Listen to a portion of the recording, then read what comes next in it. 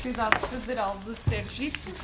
Sim, e vai fazer a comunicação acerca da crise da democracia e o avanço do autoritarismo no Brasil.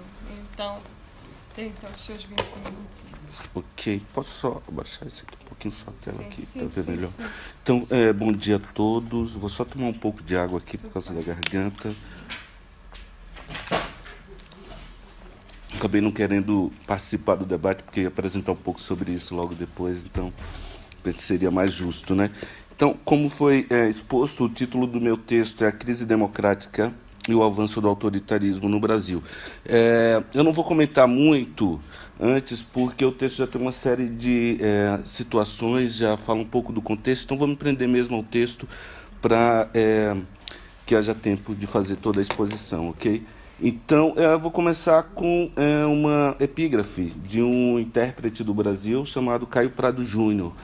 Então, Caio Prado Júnior é uma obra clássica de tentativa de mostrar a evolução política do Brasil, e o título do livro é justamente esse, Evolução Política do Brasil. Ele diz o seguinte, falando da ruptura do Império e a instauração da Primeira República no Brasil. Então diz o seguinte, à medida que avançamos na evolução do Império, vai a agitação democrática e popular perdendo em intensidade. Como as demais revoltas que se seguem à abdicação de Pedro I, tinha cessado aquele impulso, e agora a reação que dominava. Fim da citação do Caio Prado Júnior. Então, tempos sombrios têm sacudido o processo de enraizamento das instituições democráticas no Brasil da pós-redemocratização, né? O país viveu em um período de ditadura por muito tempo, e a partir de mais ou menos 1985 iniciou um processo que os historiadores chamam de redemocratização. Eu aqui já falo de pós-redemocratização, já vista que o período mesmo de volta do regime democrático já passou, então seria uma pós-redemocratização. Então, a transição entre o autoritarismo dos militares e a volta ao Estado de Direito tem sido delineada visando a formação de uma ordem de direito meramente formal, que alicerça uma sociedade civil cujo princípio velado de sua existência consiste na naturalização da desigualdade social como uma espécie de contradição performativa que exclui da vida democrática consciente grande parte da população. Muito se tem dito que a crise econômica contribuiu decisivamente para o aprofundamento da instabilidade política que tem solapado a confiança nas instituições democráticas brasileiras. A crise do sistema financeiro internacional, impulsionada em 2008 pela bolha imobiliária dos Estados Unidos, a desvalorização do preço do petróleo, a redução do ritmo do comércio internacional. Esses percalços da economia globalizada teriam causado fortes impactos nas finanças brasileiras e aprofundado a crise do sistema político desde 2011, que foi mais ou menos ali quando começam as grandes manifestações, né? Vai impulsionando, né? Então, isso tem tornado expostas as fraturas sociais dantes veladas pelas políticas de inclusão social. Sobre isso, os discursos do ex-presidente Luiz Inácio Lula da Silva sempre exaltam a quantidade significativa de brasileiros que foram elevados para a chamada classe média, o incremento do serviço de distribuição de renda, o aumento de ofertas de vagas em universidades e institutos tecnológicos. Avançadas para a tradição brasileira, essas políticas atenuantes da miséria social e intelectual foram, entretanto, implementadas a preços altos, que acabaram se tornando duros golpes nas pretensões do Partido dos Trabalhadores, PT, e na estabilidade da base dos seus governos. Os projetos de distribuição de renda às populações mais pobres, marca do governo Lula, encobriram o aumento galopante dos dividendos das grandes corporações financeiras e escondeu a cooptação dos movimentos sociais, que poderiam representar alguma força de inquietação para dentro das estruturas do governo. Foi preciso aderir à compra de votos de congressistas para garantir a manutenção do poder e apaziguar a discórdia entre os diversos partidos que davam sustentação ao governo no parlamento. Dessa feita, Apesar de não configurar governos de matriz economicamente conservadora, a orientação mais recente do Partido dos Trabalhadores sempre foi passar a borracha na luta de classes, para promover uma suposta conciliação entre operários e burgueses, como uma tentativa de dissolver o conflito oriundo de interesses antagônicos. No entanto, como uma maquiagem que encobre uma face bizarra, ao primeiro sinal de calor, o véu se desmancha e a realidade se mostra de forma mais clara. Afinal, alimentar um sistema viciado e fundamentado nas benesses do poder econômico nunca é uma via real para a promoção da justiça social. As dificuldades são muitas e a história sempre pune aquele que prefere o caminho mais fácil. A esperança de que a justiça social se estabelecesse com o aprofundamento da democracia tem sido uma ilusão a priori e precisa ser desconstruída por uma questão de imposição dos fatos. Estes denotam a quem efetivamente interessa o modelo atual das eleições brasileiras e a separação entre a ordem formal e as condições sociais da população.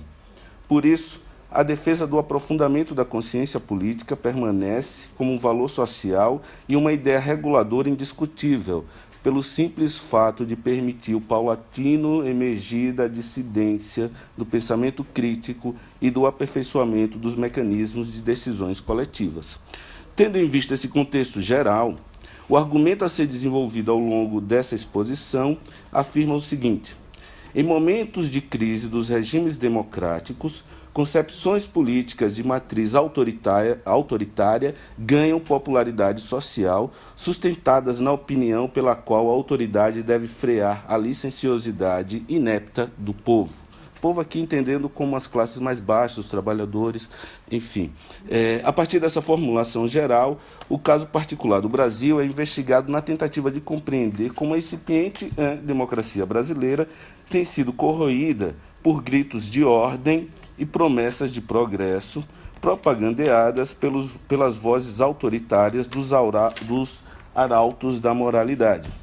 Para levar a cabo essa empresa, iniciaremos com uma análise sobre a relação entre liberdade e autoridade no seio das crises democráticas, e aí nós vamos fazer uso basicamente do pensamento de Maquiavel, quando ele fala dos estados populares, tanto no Príncipe quanto no Discurso sobre a primeira década de Tito Livio, e em seguida passaremos a tratar o Brasil de maneira mais específica da crise democrática, trazendo alguns intérpretes brasileiros, como Raimundo Faoro, Caio Prado Júnior e Vamire Chacon.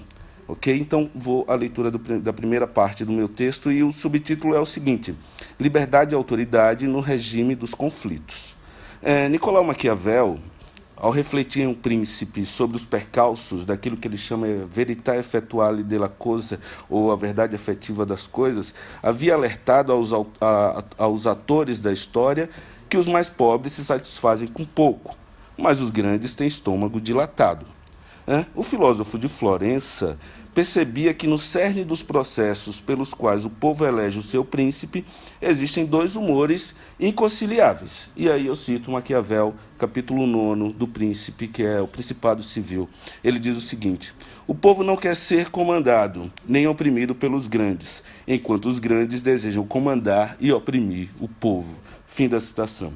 Além disso, Maquiavel argumenta que desses humores nascem as seguintes situações: liberdade, licença e principado, que seria a autoridade. Tá? Então, tanto no Príncipe quanto no Discurso, que é o discurso sobre a primeira década de Tito Livio, Maquiavel advoga que as crises dos estados populares são compreendidas como situações que trazem consigo a necessidade do império contra a licença.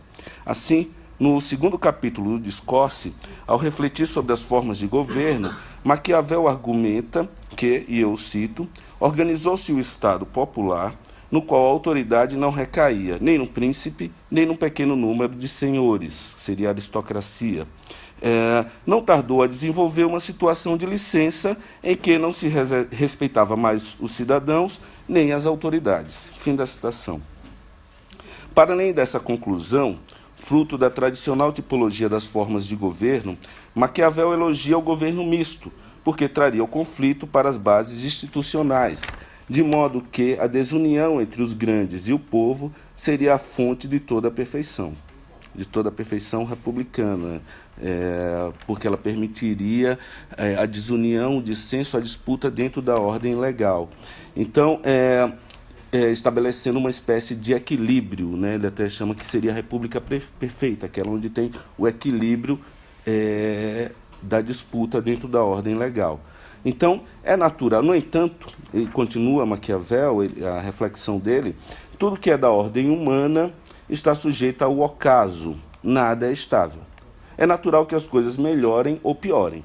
Sendo esse o curso natural das coisas humanas, esclarece Maquiavel, eu cito de novo, para curar a moléstia do povo basta algumas palavras, mas é preciso empregar a espada para extirpar o mal dos príncipes. É fácil perceber que a doença mais séria é aquela que exige um remédio mais grave. Quando o povo se entrega ao furor das grandes comoções, não são os excessos que tememos, não se teme o mal presente, mas os futuros resultados. Tem-se medo que surja um tirano, trazido pelas desordens. Sob o governo de um mau príncipe, é o contrário, é o mal presente que faz tremer. A esperança se dirige para o futuro, e os homens esperam que dos excessos cometidos possa nascer a liberdade. A diferença entre um e outro, portanto, está marcada pela distinção entre o medo e a esperança. Fim da citação. Como se pode perceber, apesar de fazer uso da tipologia clássica das formas de governo, Maquiavel se detém nos processos de disputa recorrente nos regimes republicanos de governo misto, aquele onde o povo está institucionalmente representado na ordem política. O povo e os senhores possuem humores distintos. Quando o equilíbrio entre eles se arruína por alguns dos excessos, a tendência é a variação entre a liberdade e a autoridade. A crise dos regimes populares conduziriam à limitação da liberdade. Por sua vez, a crise da autoridade traz consigo a esperança da liberdade. E não faltam exemplos históricos para mostrar essa trajetória. Por exemplo, Roma passou de uma república com sutil equilíbrio entre as classes de sua população, que é o que Maquiavel começa a refletir, com a instituição dos tribunos da plebe, para o regime ditatorial dos imperadores. A Inglaterra do século XVII solapou as bases republicanas da Revolução de 1649 com a restauração da monarquia. Edmund Burke, o guru dos conservadores da Inglaterra do século XVIII, afirmou o seguinte sobre os ideais da Revolução Francesa, e eu cito: "Por seguir essas falsas luzes, a França comprou calamidades. Quando ela deixou soltas as rédeas da autoridade régia, dobrou a licença de uma feroz devassidão nos costumes e de uma indolência irreligiosa em opiniões e práticas, e estendeu a todos os níveis da sociedade todas as corrupções que usualmente tinham sido a doença da riqueza e do poder. Este é um dos novos princípios da igualdade na França." Fim da citação. No século XX, Hitler subiu ao poder de forma democrática na Alemanha e deu início a um regime totalitário mais vil do mundo contemporâneo. O golpe burgo-militar de 1964 no Brasil também seguiu essa orientação, ao instaurar, frente à desordem da administração comunista de Jango, que era um dos presidentes na época, João Goulart, e da licenciosidade do governo democrático, o regime ditatorial dos militares. Como temos visto, os momentos de crise do espírito democrático e das lutas populares, segundo as fontes da história e os registros dos homens que refletiram acerca desses percalços, têm mostrado quão é comum o surgimento de vozes em defesa de partidos restauradores dos valores tradicionais e politicamente autoritários. A democracia parece que traz consigo o germe contra ela mesma. Para se compreender a realidade política de forma mais verossímil, é preciso, então, identificar as razões, fazer ciência, visitar os fatos enquanto dados e especular o mínimo possível. Afinal, a ciência política trabalha com fatos, acontecimentos, previsões aproximadas. Além disso, pode-se recorrer à história e perceber a tendência de certos encadeamentos de fatos que se repetem. Por exemplo, crises democráticas conduzem à situação de autoritarismo contra a suposta licenciosidade do povo. Os momentos que se vivem no Brasil trazem em memória essas situações difíceis, de visível retroação dos direitos e liberdades das populações. Nesse cenário desolador, não é surpreendente que figuras autoritárias, como o candidato à presidência da República, Jair Messias Bolsonaro, inclusive foi esfaqueado ontem, para você ver o nível de confusão que está no Brasil, tenha feito tantos adeptos de sua causa. Muito menos admirável é o surgimento de grupos de matriz ideológica reacionária dentro das universidades públicas, entre estudantes e professores. Seria uma espécie... Ok, certo. Seria uma espécie de ciclo, liberdade leva ao autoritarismo, autoritarismo conduz à liberdade. Tenho 5 minutos, não é isso? 5 minutos. Ok. Então, eu vou fazer aqui, como está o tempo já um pouco estourando, o texto era um pouco menor. Então, veja, o que eu tentei mostrar ao longo desse texto é justamente isso, que o que nós estamos vivendo no Brasil hoje seria justamente uma crise da democracia. E quando você tem crise da democracia, a solução é justamente buscar regimes mais autoritários. Quando nós vamos pegar isso na história do Brasil, os autores que eu trouxe aqui, o Vamir Chacon, que ele tem uma obra muito importante que é chamada História dos Partidos Políticos Brasileiros, uma obra de 1985, que ele vai mostrando como se dá esse processo. O próprio Caio Prado Júnior, na Evolução Política do Brasil, ele vai mostrando isso. Do mesmo modo, o Raimundo Faoro é uma obra muito importante também de interpretação do Brasil, chamada Os Donos do Poder. Então, eles vão mostrando, de fato, como o Brasil sempre foi dominado pelas elites, e o que nós estamos vivendo hoje no Brasil é justamente isso. A crise democrática leva à ideia de que o povo no poder não tem condições de governar, que o povo é inepto, e a solução é justamente pôr um regime autoritário que freia a licenciosidade do povo. Para mim, é isso que nós estamos vivendo no Brasil. E aí, se a gente for ampliar isso, a gente vai ver uma série de medidas que são autoritárias. Escola sem partido, acho que o Marcelo falou ontem, é uma medida provisória que acabou com o ensino médio brasileiro, retirando as disciplinas críticas, reforma trabalhista, que estabelece o acordo sobre o legislado, então o empregado está submetido a negociar com o patrão, sem a lei, porque o acordo pode estar acima da legislação. Uma reforma da Previdência que não passou, mas que ia solapar as bases republicanas do Estado, e uma série de outras medidas. Por exemplo, hoje no Brasil é muito importante discutir a questão do aborto, e quando você vai discutir isso é sempre a partir de viés autoritário e conservador. Ok? Então, para finalizar, gostaria apenas de citar, última parte, um trecho do Caio Prado Júnior em A Evolução Política do Brasil, quando ele fala o seguinte: esmagada a revolução, subjugada a ordem democrática, a grande burguesia nacional entra no gozo indisputado do país. Daí por diante, as lutas são no seu seio. As massas populares, mantidas numa sujeição completa por leis e instituições opressivas, passam para um segundo plano, substituído pela passividade sua intensa vida política dos anos anteriores. Obrigado pela atenção. Agradeço a comunicação. Gostaria então de dar a palavra a quem tenha dúvidas. Eu queria fazer uma questão. Sal, você acabou atualizando essa questão do Bolsonaro. Depois daquela doideira de ontem, eu fiquei pensando, no caso, no título do seu trabalho. Quando você está comentando sobre crise democrática, quando eu liguei a TV no hotel, estava passando a notícia do Bolsonaro, né? E aí o que disseram? Eu penso aqui numa questão de apropriação do discurso, né? Que justamente a facada no Bolsonaro é um exemplo da crise da democracia. Né? Por mais irônico que seja. Isso, né? Aí disseram que com esse gesto já colocaram a faixa de presidente nele, etc. E tal. Então, nesse sentido, eu queria que você comentasse um pouco, né? Porque na verdade parece que a crise da democracia agora está do outro lado. É justamente aqueles que não querem a democracia, estão justamente falando em crise, né? E só me lembra muito o livro que já trabalhou, do Marcel Gaucher, né? A democracia contra ela mesma, né? Um pouco. Ou seja, a democracia sempre trabalha no limite, né? Ou seja, acaba englobando o que é antidemocrático. É verdade.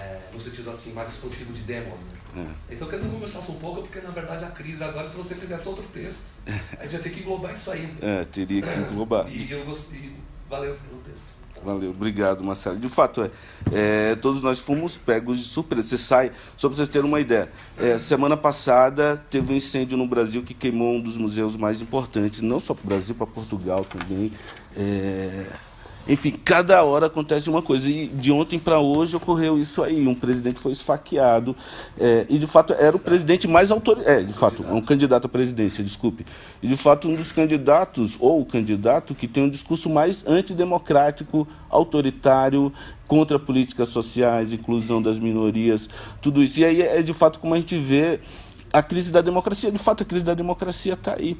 Ou seja, quando os problemas políticos, os conflitos, eles não são mais resolvidos a partir da ordem legal. A ordem legal, ela praticamente desapareceu. A gente poderia até ampliar. Por exemplo, o julgamento do Lula também foi um julgamento de exceção. Isso está muito claro, os juristas têm dito isso, juristas internacionais. Isso é um momento da crise da democracia. Só que se tentou fazer de maneira legal, tirando um ex-presidente de concorrer, que está em primeiro lugar em todas as pesquisas, podendo até ganhar no primeiro turno, então tentou retirar ele de maneira legal. No caso do Bolsonaro, é interessante que foi um apelo à violência que ele sempre incentivou, que ele sempre elogiou, né? Um vídeo muito recente do Bolsonaro, coisa de poucas semanas, ele disse que ia metralhar todo mundo do PT, né, com o partido lá, o Partido dos Trabalhadores, o partido um pouco mais do centro-esquerda no Brasil. Ele falou que todos deveriam ser metralhados. E agora o que nós vemos é justamente isso, é a violência indo parar justamente nele, né? Ela voltou para ele. Então eu penso que de fato é mais um dos momentos dessa crise democrática. E aí o grande problema, talvez, Marcelo, estava pensando nisso ali depois daquilo, agora acordando melhor pensando, caso ele não possa concorrer e ele seja retirado da disputa, pode abrir um processo muito perigoso de um novo golpe militar no Brasil, porque ele tem um grande apoio dos militares. Ele tem, na verdade, grande apoio dos militares, das polícias, enfim, das instituições militares no Brasil, que já está há muito tempo já ameaçando golpes. É importante que a gente veja isso. Generais do Exército tecem opiniões públicas que não podem, que é inconstitucional, fala sobre isso, diz que está chegando perto, são uma série de percursos, já está muito perto, e agora com isso é possível que a gente esteja, de fato, vivendo às portas de um novo golpe militar. Agora, de fato, é uma coisa que a gente ainda tem que processar ainda os resultados. Estou brincando com o Robson na questão do cálculo da ação, né? Antes de o Bolsonaro tentar metralhar, já fizeram antes contra ele. Enfim, só isso. Então, mas aí, veja, aí a grande questão é essa. Quando, então, essa democracia ela entra em descaso, quando as instituições não funcionam direito, que é isso mais ou menos que nós estamos vivendo no Brasil, a primeira solução é sempre essa, dizer, olha, nós temos que estabelecer, voltar à ordem perdida. E a ordem perdida é sempre regime autoritário. Então parece que, de certa forma, os percursos democráticos, isso em várias sociedades, é sempre assim, entre autoridade e liberdade, autoridade e liberdade. Quando a gente está em regime autoritário, a gente busca a liberdade. Quando a liberdade chega e depois, por algum momento, ela se fragmenta, ela se degenera, se busca regimes autoritários, né? É um pouco, parece que é um ciclo isso. No Brasil, pelo menos, a gente vive isso historicamente. Devia ter acreditado. Ao pensar nesse discurso, por exemplo, do Jair Bolsonaro com relação ao incentivo ao uso da arma, por exemplo, que ele é a favor do posse de armas.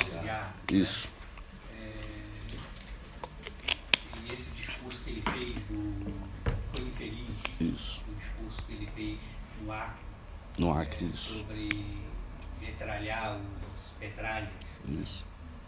Por outro lado, eu vejo isto não como um problema do Jair Bolsonaro, não sei se vão entender o que eu quero dizer, mas eu vejo um problema geral da política que está no Brasil hoje. Porque o Ciro Gomes disse recentemente que é candidato também, foi ministro do PT, foi petista, é um admirador de Lula, e ele disse que se a Polícia Federal fosse atrás dele, na casa dele, onde fosse, ele ia receber policiais na bala. Quer dizer, temos um espírito agressivo que não está num indivíduo, mas eu acho que a sociedade está a viver esse momento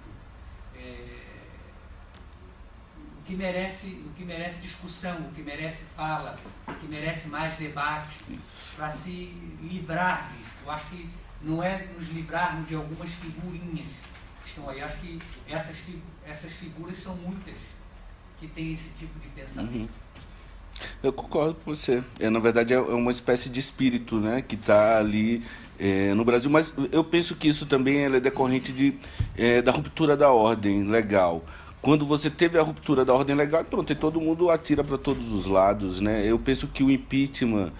E aqui deixando muito claro, eu não votei em Dilma, por exemplo, a presidência, nada disso.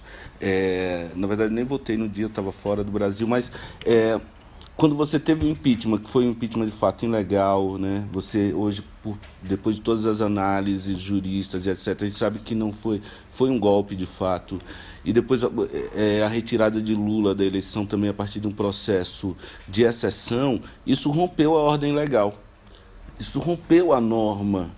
Rompeu a ordem. Então, a partir do momento que a ordem está rompida, fragmentou o Estado de Direito. E aí pode tudo isso, né? Um pode esfaquear o outro pode dizer que vai matar todo mundo.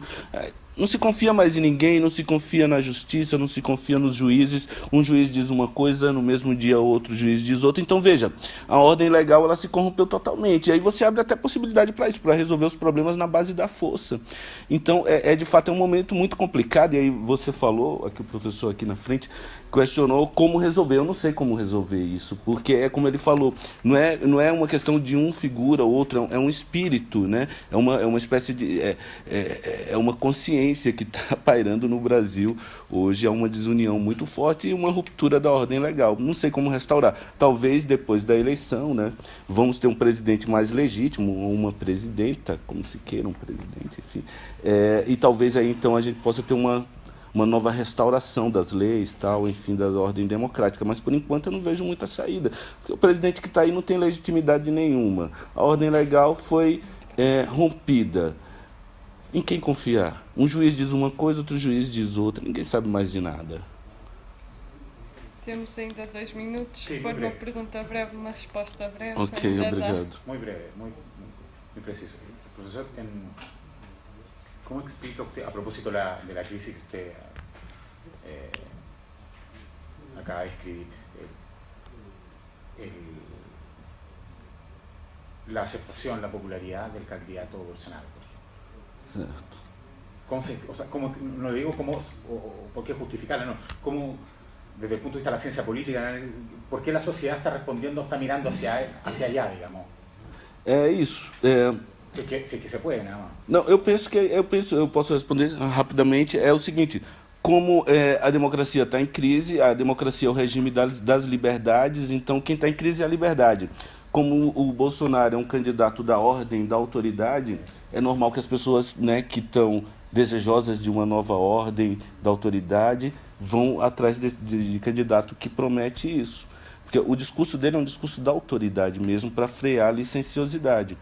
Então, nesse cenário, ele acaba ganhando o voto de muita gente que pensa dessa maneira. Que são pessoas que, de fato, não são defensores da democracia no Brasil. Tem muita gente no Brasil hoje que não defende mais a democracia. E essas pessoas elas têm se identificado com o discurso do Bolsonaro. Então é isso. A democracia entra em crise e se procura regimes mais autoritários. Muito obrigada. Obrigado. Cláudio.